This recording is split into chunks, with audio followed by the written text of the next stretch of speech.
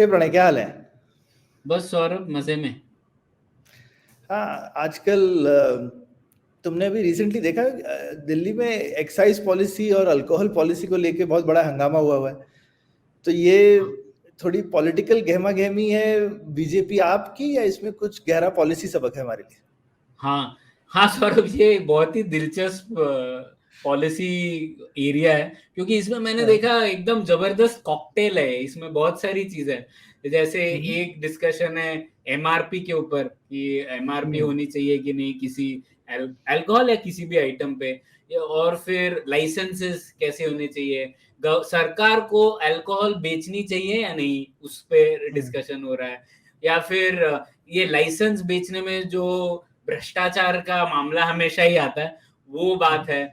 फिर इसमें मतलब बहुत ही जबरदस्त कॉकटेल है। तो मुझे लगा ये पॉलिसी की तरफ से भी इसमें कई सारे सबक है। तो एक तो पॉलिटिकल राजनीतिक गहमा गहमी चल ही रही है, लेकिन पॉलिसी के हिसाब से भी मुझे लगता है हमें इसके ऊपर चर्चा करनी चाहिए।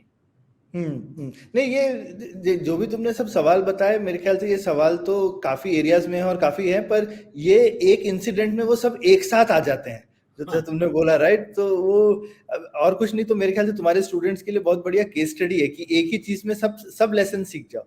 हाँ बिल्कुल। हाँ हाँ हाँ।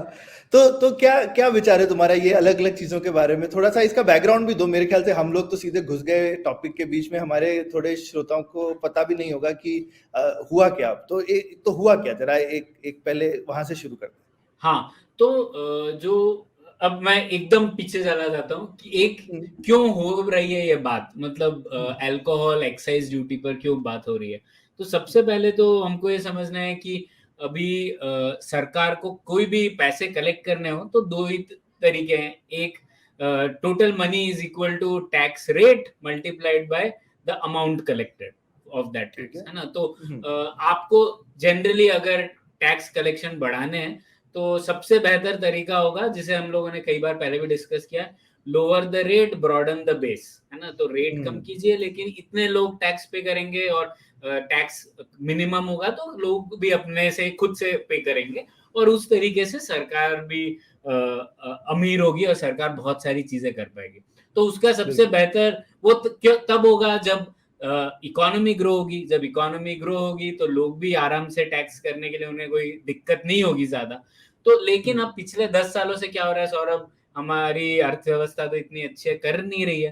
तो हम्म। सरकारों के पास जो पैसा आमदनी आ रही थी वो कम हो रही है, और इसलिए उनको लग रहा है कि हम लोग बेस जो है आसानी से ब्रॉडन नहीं कर सकते उसमें। मतलब लोग अपोज करेंगे या लोग बोलेंगे अभी कोविड भी हुआ, आप कैसे दूसरे लोगों से टैक्स मांग सकते हो, वगैरह वगैरह। हम्म। पॉलिटिकल रीजन भी है। तो सरकारें सब जगह देख रही कि मैं टैक्स कैसे बढ़ा सकता हूँ, रेट कैसे बढ़ा सकता हूँ। हम्म। अब हम लोग आ जाते हैं स्टेट गवर्नमेंट्स पे। तो हमारी जो राज्य सरकार है उनके ऊपर रेट बढ़ाने के ऑप्शन ज्यादा अब रह नहीं गए, क्योंकि जीएसटी की वजह से वो खुद अब नहीं बढ़ा सकते रेट। ठीक हर है। चीज पे उनको जीएसटी काउंसिल की सहमति चाहिए होगी, वगैरह वगैरह। लेकिन कुछ हम्म। ऐसे आइटम्स हैं जो जीएसटी के बाहर है। हम्म। उनमें से एक है जैसे पेट्रोल, जो पता ही है हमें, जिसके ऑलरेडी 100 के ऊपर हम लोग पे कर ही रहे हैं। और दूसरा है बिल्कुल। अल्कोहल। तो ये करेक्ट। दो टैक्स आइटम्स हैं जो काफी बड़ा हिस्सा होते हैं स्टेट के राजस्व का। और ये भी है कि वो स्टेट गवर्नमेंट के हाथ में भी है। तो अब कई हम्म। स्टेट गवर्नमेंट सोच रही है कि क्यों ना मैं ये अल्कोहल वाली जो एक्साइज ड्यूटी पॉलिसी है उसको बदल दूं, और उससे हम्म। मुझे और पैसा मिल जाएगा। और इसमें दो टाइप के पैसे मिल सकते हैं सौरभ, एक नॉन टैक्स रेवेन्यू और एक टैक्स हम्म। रेवेन्यू। नॉन टैक्स रेवेन्यू मतलब जो कि टैक्स नहीं है, लेकिन जैसे लाइसेंसेज है। जैसे बिल्कुल। दिल्ली में वो बोल रहे हैं कि हम लोग करीबन 800 लाइसेंसेस देना चाहते हैं हम्म। शराब की बिक्री के लिए। तो वो ठीक है। लाइसेंस, हर लाइसेंस में उनको एक फी मिलेगी। तो वो नॉन ठीक है। टैक्स रेवेन्यू होता है। और एक हम्म। टैक्स रेवेन्यू होता है, एक्साइज टैक्स होगा प्रोडक्शन पे, ठीक है। सेल पे सेल्स टैक्स। तो वो उनको पैसा मिलेगा, है ना। तो हम्म। ये तो अल्कोहल एक अच्छी चीज है, उनसे नॉन टैक्स रेवेन्यू भी मिल सकता है, टैक्स रेवेन्यू भी मिल सकता है। और सिर्फ हम्म। मुझे ही करना है, और किसी और सरकार, केंद्र सरकार की पूछना सहमति भी नहीं नहीं है। चाहिए। और जैसे काफी गवर्नमेंट्स करती हैं, जैसे तमिलनाडु में तो वो रिटेल भी खुद करते हैं, तो वो प्रॉफिट भी वो खुद कमाते हैं, हाँ है ना? हाँ या फिर कर्नाटका में डिस्ट्रीब्यूशन गवर्नमेंट के पास है।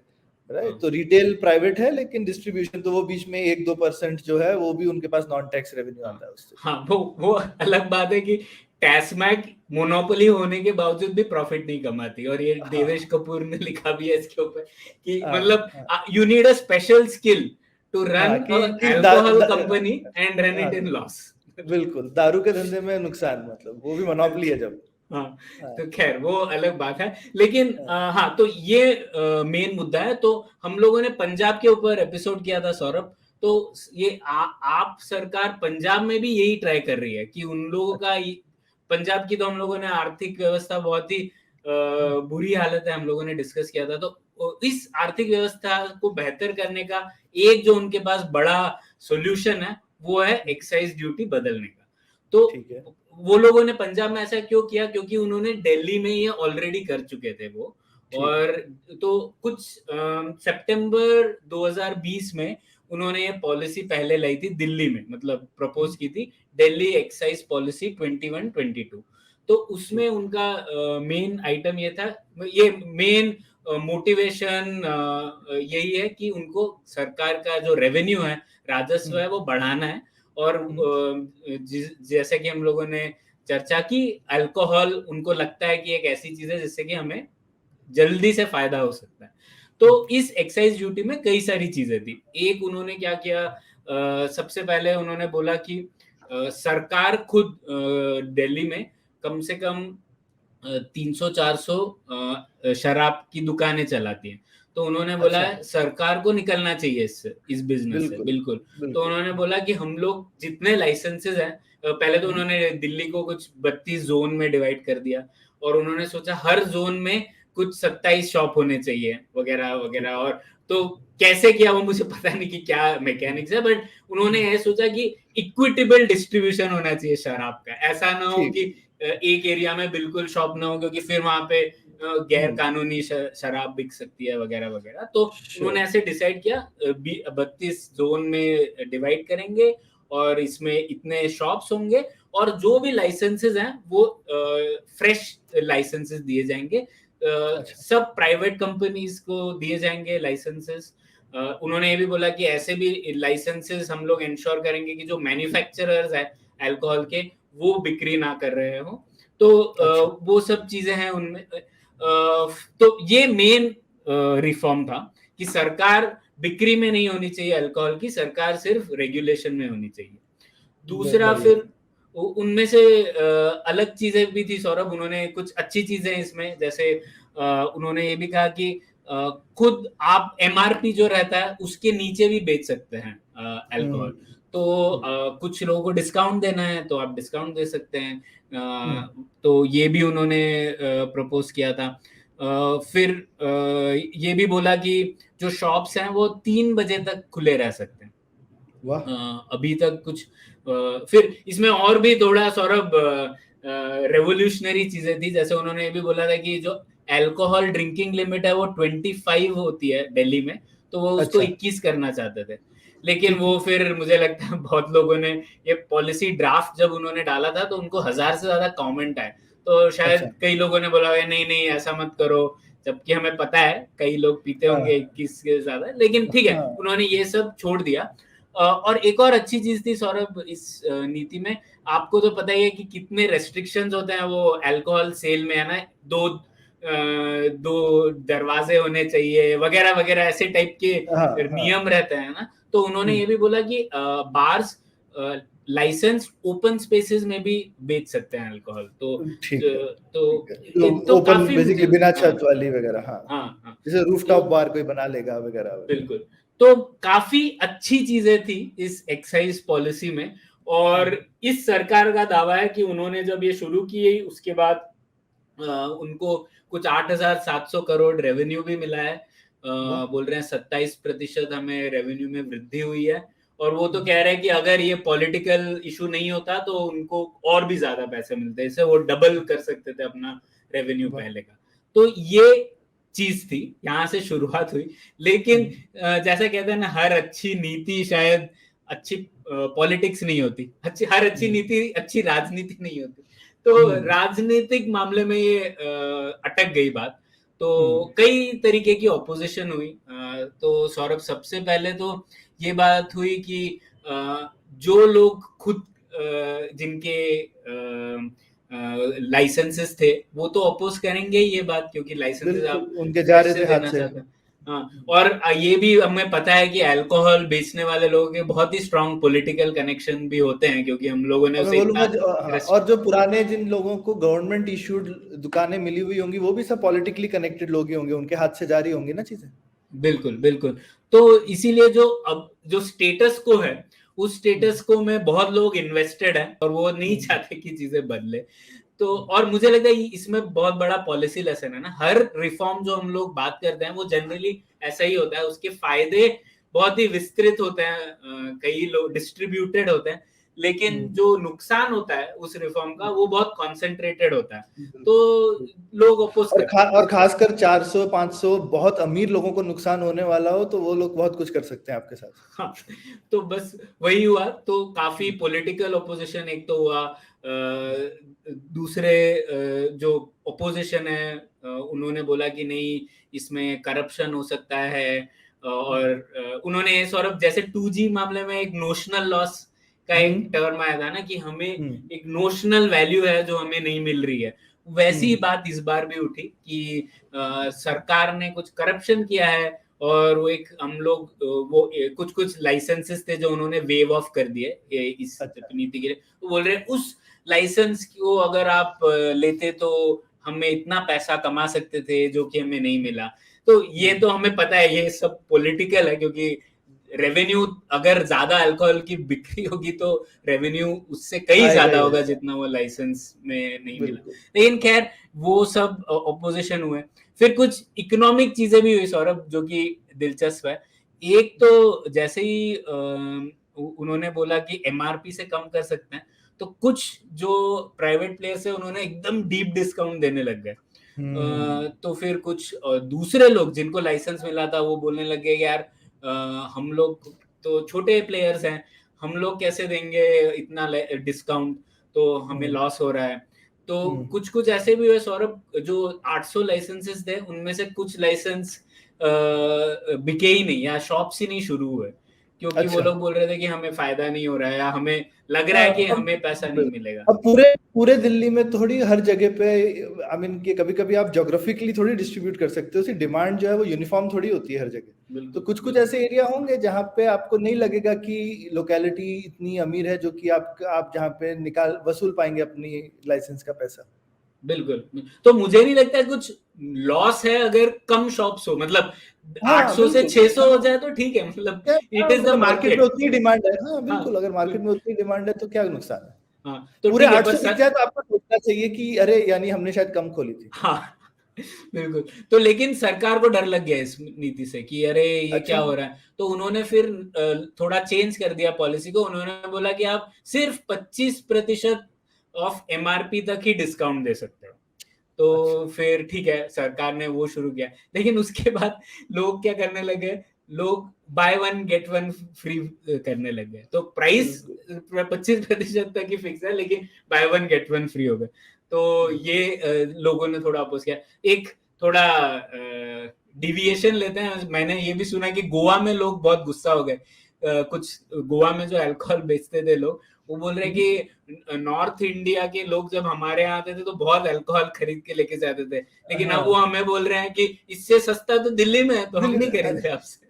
अच्छा हाँ। तो अरे खैर मतलब वो इसमें थोड़ा डाइग्रेशन ही है। अभी रिसेंटली एटलीस्ट इन्होंने जापान जैसा तो नहीं किया। अभी तुमको मालूम है जापान में टैक्स डिपार्टमेंट ने रेवेन्यू बढ़ाने के लिए बोला कि भाई हम कैंपेन चलाएंगे कि आप और शराब पीजिए, क्योंकि शराब में सबसे अच्छा टैक्स मिलता है। तो टैक्स डिपार्टमेंट अपना काम, मतलब भाई अल्कोहल पॉलिसी में टैक्स हाई इसीलिए होता है ताकि लोग थोड़ा कम भी पिए। मतलब आप रेवेन्यू भी कलेक्ट कर रहे हो, लेकिन उसका बेसिक रीजन तो ये होता है कि आप नहीं चाहते कि आपकी सोसाइटी बहुत ज्यादा अल्कोहल पिए, है ना। तो लेकिन अगर आपके टैक्स रेवेन्यू ही एक ही आपकी आंख हो जाएगी कि इसी वजह से आपको करना है, तो उसका मतलब वो मुझे एक एक्सट्रीम केस दिखा जहां पे वो लोग एक पब्लिक कैंपेन चला रहे थे जापान में कि लोगों को एनकरेज करने के लिए कि आप और पीजिए ताकि हमारे टैक्स जो है और बढ़े। गवर्नमेंट चला रही थी। हाँ ये तो अलग ही हाँ बात हो गई। हाँ। हाँ और हाँ। सौरभ एक और ये जापान की जो आप बात की, वैसे ही यहाँ पर भी एक ऑपोजिशन हो रहा है कि कुछ लोग ये भी बोल रहे हैं कि आप लिबरलाइज कर रहे हैं अल्कोहल की बिक्री, तो कंजम्पशन बढ़ सकता है, या फिर रेजिडेंशियल एरिया में अल्कोहल शॉप्स बनेंगे। तो कुछ लोग उस दृष्टिकोण से भी इस बात का विरोध कर रहे हैं, इस नीति का। तो खैर ये हम्म। सब कारण थे जिसकी वजह से बहुत कुछ पर बात मैं हुई। थोड़ा सरप्राइज पर मैं थोड़ा सरप्राइज हूँ कि दिल्ली में इस टाइप का ऑपोजिशन तो मैंने एक्सपेक्ट नहीं किया था। वहां पे मतलब एटलीस्ट कल्चरली मैंने देखा नहीं है कि इतना हमारी सोसाइटी में ऑब्वियसली शराब पीना बहुत अच्छा नहीं मानते हैं, लेकिन उतना बुरा भी नहीं मानते हैं कि लोग बोलेंगे कि आसपास में दुकान नहीं होनी चाहिए ये वो, एज लॉन्ग एज वो वहां पे क्राइम और क्रिमिनल एलिमेंट्स आप कंट्रोल में रखिए। तो मेरे मेरे हिसाब से अर्बन एरियाज में, रूरल एरियाज में अलग इश्यूज भी हैं, लेकिन अर्बन एरिया में मैंने इस तरीके का ऑपोजिशन पब्लिक से तो एक्सपेक्ट नहीं किया था। तो ये भी हाँ जैसे तुमने बोला, अभी पता नहीं कि ये जेन्युइन पब्लिक ऑपोजिशन है या फिर ये वेस्टेड इंटरेस्ट का मोटिवेटेड ऑपोजिशन। हाँ बिल्कुल। और शायद सौरभ मुझे लगता है सरकार एक जगह मात खा गई कि इस नीति से एक जो नैरेटिव उभर के आया वो ऐसा है कि अल्कोहल के शॉप बहुत ज्यादा बढ़ जाने वाले हैं, जबकि नीति में ऐसा है नहीं। वो लोगों ने जितना नंबर था करीबन उसके के करीब रखा है पहले, अभी जो है तो सिर्फ ये किया है कि सरकार निकल जाएगी बिक्री से। तो बिल्कुल। शायद ये मैसेजिंग में भी इशू था। तो सब लोग या तो मोटिवेटेड है या फिर जेन्युइन है, लेकिन ऐसी बात उभर के है कि बहुत सारे शॉप्स हो जाने वाले हैं और इस वजह से कंजम्पशन बढ़ जाने वाला है। तो वो भी बात थी। मतलब दिल्ली जैसे बड़े शहर में मुझे लगता है बैंगलोर में तो पक्का उससे ज्यादा दुकानें होंगी। हाँ ओके, और हाँ यहाँ पे तो कोई सोचता भी नहीं है, कोई ऐसी बड़ी पॉलिसी वॉलिसी भी नहीं बनानी पड़ती। मतलब यहाँ पे मेरे मेरे हिसाब से तो यहाँ पे डेफिनेटली नंबर उससे ज्यादा होगा ही होगा। तो और हाँ। तो पंजाब में क्या हुआ है प्रणय? उन्होंने भी डर के मारे वापस भाग गए या उन्होंने रखी हुई अभी भी पॉलिसी? नहीं, अभी उन्होंने शुरुआत नहीं की। उनका अच्छा। शायद मैं पता, मुझे एपी का तो कुछ ज्यादा पता नहीं, लेकिन उनके लिए reference point Delhi excise policy थी कि यहाँ ठीक पर है। देखेंगे और फिर वहां पे करेंगे, क्योंकि वो सरकार तो अभी आई ना। हाँ उन्होंने हाँ। जो व्हाइट पेपर रिलीज किया था फर्स्ट बजट में, उसमें उन्होंने ये बात कही थी कि ठीक है। हम लोग ये तो ठीक अब है। मुझे लगता है वो भी सोच रहे होंगे कि यार ये करें कि थोड़ा नहीं करें। हाँ थोड़ा हम्म। मुश्किल मामला है ये। हाँ, या फिर ठीक से करो, जैसा हमने बोला है हमेशा कि वेस्टेड इंटरेस्ट हो, तो ये सोचने की जगह कि वो खरा भाई वो रियलिटी है। तो या तो होता कि भाई नई दुकानें खोलो, उनको कुछ 1 साल का रिप्रीव दे देते, या फिर पैसे दे देते, भैया हम्म कुछ ले लो यार, 10-10 करोड़ रुपए ले लो भैया, लेकिन तंग मत करो हमको। है ना? मतलब हम्म। आपको जो फाइनली इस पॉलिसी से पैसा मिलने वाला है वो तो उससे बहुत ज्यादा है ना। बिल्कुल बिल्कुल। हाँ हाँ। हम्म। तो वही जो हम लोग हमेशा बोलते हैं, कॉग्निटिव मैप्स को अलाइन करना रहता है। जो जो हाँ लोगों को लग रहा है कि उन्हें नुकसान हो रहा है, उनको बिल्कुल आपको कॉम्पनसेट करना चाहिए, जिसकी वजह से वो बिल्कुल। अपोज ना करे इतना। तो, हाँ, और वो भी इतना आसान नहीं है, उसमें भी लोग बोलेंगे ये तो करप्शन हो गया, पैसे क्यों दे रहे हो, है ना? तो हाँ ये हमारे लिए आसान है कहना, मेरे ख्याल से पॉलिटिक्स मुश्किल चीज है बहुत। बिल्कुल और बिल्कुल। उनको सोचना पड़ेगा कि ये कैसे किया जाए, पर ये काफी मतलब अच्छी चीज करने में भी बहुत प्रॉब्लम होती है। हाँ। और सौरभ अब तो जैसे सीबीआई और एनफोर्समेंट डायरेक्टोरेट दोनों इस मामले में उलझ गए हैं। तो उलझ गए, मतलब हाँ। मुझे नहीं लगता कि किस तरीके से ये मनी लॉन्ड्रिंग है या फिर ये एक हम्म। नीति है जिसमें एक नोशनल लॉस आप बोल रहे हैं, लेकिन हमें पता है नोशनल लॉस का कंपैरिजन करेंगे रेवेन्यू से, टोटल रेवेन्यू से, तो बात अलग बात मैच ही उभर नहीं के करेगा। आएगी। तो अब वो हाँ भी हाँ, चीज आ गई यहाँ है पे, कि हाँ यहाँ पे, हाँ क्योंकि वो गुजरात इलेक्शन आ रहा है तो प्रॉब्लली उसकी वजह से तो ये आई मीन क्या पॉलिटिकल एक्टर्स हैं, पॉलिसी है नहीं भी, ये जबरदस्त केस स्टडी है प्रणय। मतलब एक तो इतने सारे इश्यूज एक साथ, एमआरपी है, लाइसेंस है, पुरानी पॉलिसी को चेंज कैसे किया जाए, और सेंटर स्टेट रिलेशन, स्पेशली अगर प्रतिद्वंदी पार्टीज सेंटर और स्टेट में है तो उसकी वजह से क्या डायनेमिक बन सकता है पॉलिसी में। बहुत बहुत सारे सबक ये एक छोटी सी पॉलिसी में। तो उम्मीद है हमारे दर्शकों को, श्रोताओं को ये कैप्सूल जो है ये एज अ केस स्टडी अच्छा लगा होगा। आपको लगता है कि अगर इससे कोई और लेसन्स भी हैं तो कमेंट कीजिए, हमको ट्विटर पे बताइए, ईमेल कीजिए। बहुत अच्छा लगता है जब भी आपके मैसेजेस आते हैं। और सुनते रहिए। धन्यवाद। धन्यवाद। Hello, everybody. It's been another great week on the IVM Podcast Network. On the Life Manifesto, Zarina shells out 10 worthwhile lessons on how to be self-dependent on an Independence Day special. On A Niche Thing, Anish is in conversation with Shivani Sambhare. She is the founder of The Art Insider, and they discuss how one can start an affordable art collection. On the Vox podcast, I talked to Carrie Hoffman. She is the CEO of PRX. We talk about the progress of the podcasting business across the globe. Really fun conversation. Appreciate Carrie for taking the time.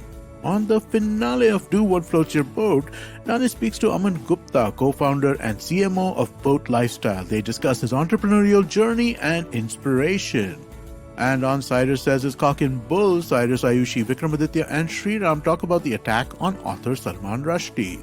Once again, I'd like to remind you all, please do check out our merch. It's available on IVM Podcast website. Go click the shop tab and you'll be able to see our first collections of t-shirts. Do follow us on social media. We're IVM Podcast on Twitter, Facebook, Instagram, and LinkedIn. Remember, we got a bunch of YouTube channels as well. And if you want to check that out, go to our website, ivmpodcast.com/YouTube. We have a list of all those channels. And remember, do tell a friend if you're enjoying this show or any of our other shows for that matter. Word of mouth is one of the most important and best ways for us to get the word out about this podcast. Also, it's a way for you to have discussions about a podcast with your friends. And finally, we'd like to thank our sponsors this week, Boat Lifestyle, Checkpoint Software, Small Case, and Intel vPro. Thank you so much for making this possible.